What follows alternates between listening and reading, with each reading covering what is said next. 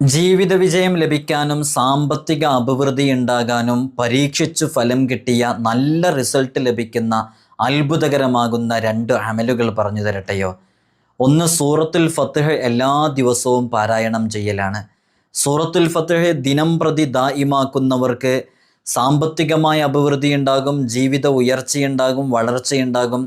അവനൊരു നിലക്കുമുള്ള തടസ്സങ്ങൾ ഉണ്ടാകില്ല.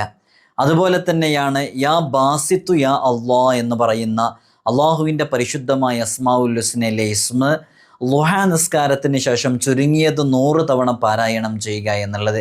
ഈ 2 അമലുകളും ജീവിതത്തിൽ പകർത്തിയാൽ സാമ്പത്തിക അഭിവൃദ്ധി ഉണ്ടാകും. സാമ്പത്തികമായി നമുക്ക് മഈശത്തിനുള്ള വക റബ്ബ് സുബ്ഹാനഹു വ തആല എങ്ങനെയെങ്കിലുമൊക്കെ ആയിട്ട് നമ്മിലേക്ക് അത് എത്തിക്കും. അത് മറ്റുള്ളവർ വഴിയോ ഏതെങ്കിലും രൂപത്തിൽ നല്ല ജോലി ലഭിച്ചോ മറ്റോ ഒക്കെ ആയിട്ട് നമ്മിലേക്ക് എത്തും. വിജയത്തിൻ്റെയും അത്ഭുതങ്ങളുടെയും കലവറ